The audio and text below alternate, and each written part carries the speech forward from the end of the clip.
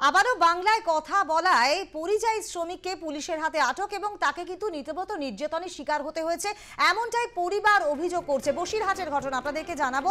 আবারও বাংলায় কথা বলার অভিযোগে ভিন রাজ্যে পুলিশের হাতে আটক পরিযায়ী শ্রমিক, এমনটাই অভিযোগ করছেন পরিবার।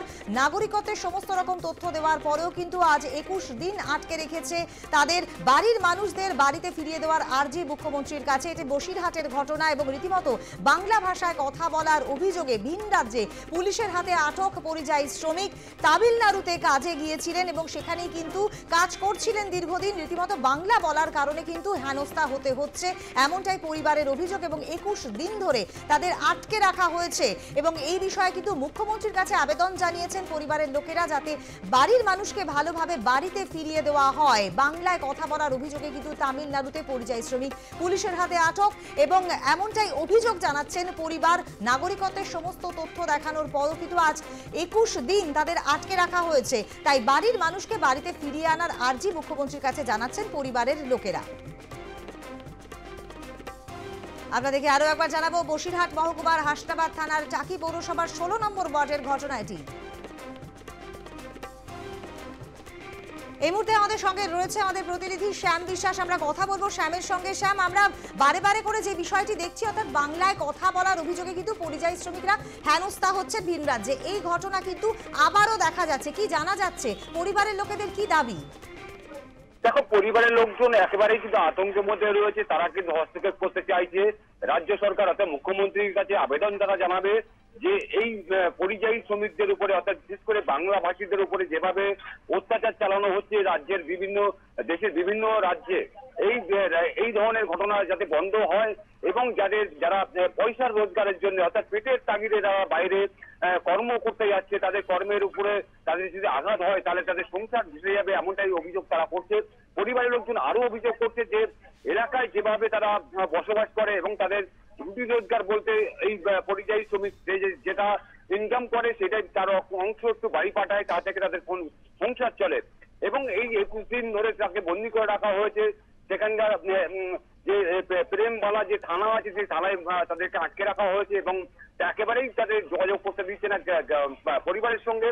একেবারে পুরোটাই কিন্তু আতঙ্কের মধ্যে হয়ে পড়েছে। তারা স্থানীয় যে টাকি পৌরসভার যে 16 নম্বর ওয়ার্ডের যে কাউন্সিলর আছে গোবিন্দ মন্ডল, তার সঙ্গে কিন্তু তারা কথা বলেছেন যে এই কাউন্সিলর তিনি আশ্বাস দিয়েছেন যে করে হোক তারা ব্যবস্থা করবেন এবং ঊর্ধ্বতন কর্তৃপক্ষকে জানাবেন, অর্থাৎ মমতা ব্যানার্জির কাছে তারা মেল পাঠাবেন, মেল পাঠিয়ে যাতে এই পরিযায়ী শ্রমিককে সেই তামিলনাড়ু যে মানে যেখানে আটক করা হয়েছে সেখানে তাকে রিলিজ করে বাড়িতে আনার জন্য। অর্থাৎ এই যে পরিযায়ী শ্রমিকের উপরে যেভাবে হেনস্থার শিকার হতে হচ্ছে বা হেনস্থার ছবি বারবার উঠে আসছে, সেইভাবে কিন্তু যারা পরিযায়ী শ্রমিকের কাজ না করলে তাদের সংসার চলে না, তাদের দিন গুজরান হয় না, তাদের বাড়িতে সংসার রয়েছে, বাচ্চা কাচ্চা রয়েছে, তাদের পড়াশোনা রয়েছে, সব মিলিয়ে কিন্তু যারা বিপদের সম্মুখীন হচ্ছেন তারা সব দিক দিয়ে ক্ষতিগ্রস্ত হচ্ছে। একটা বিষয় জানতে চাইবো, কতজন পরিযায়ী শ্রমিক তামিলনাড়ুতে কাজ করতে গিয়ে ভাবে আটকে পড়লেন?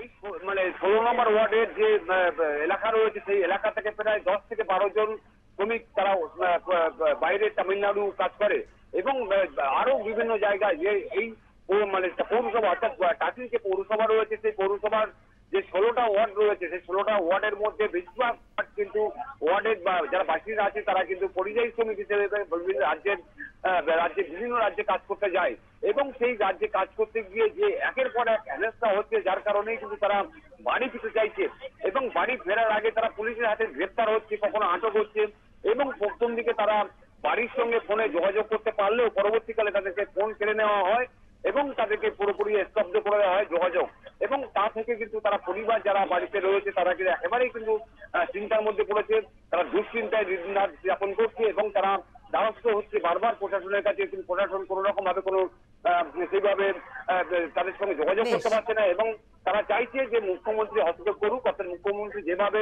পরিযায়ী শ্রমিকদের পাশে দাঁড়িয়েছে এবং সব ব্যাপারে তারা সাহায্য করছেন এবং আমার স্বামীকে ফিরে দেওয়ার জন্য তাদেরকে বলা হবে এবং তারা যেন একেবারেই তাই, অর্থাৎ পরিবারের কাতর আরতি মুখ্যমন্ত্রী মমতা বন্দ্যোপাধ্যায়ের কাছে যে যেন এই পরিযায়ী শ্রমিকদের ফিরিয়ে আনা হয়, অর্থাৎ আরো একবার ভিন রাজ্যে কাজ করতে গিয়ে হেনস্থার শিকার পরিযায়ী শ্রমিক। ধন্যবাদ শ্যাম। আমরা কথা বলছিলাম আমাদের প্রতিনিধির সঙ্গে, বাংলায় কথা বলার কারণে কিন্তু ভিন রাজ্যে আবারও হেনস্থার শিকার হতে হলো পরিযায়ী শ্রমিককে এবং বেশ কিছু শ্রমিক কিন্তু আটকে পড়েছেন তামিলনাড়ুতে কাজ করতে গিয়ে।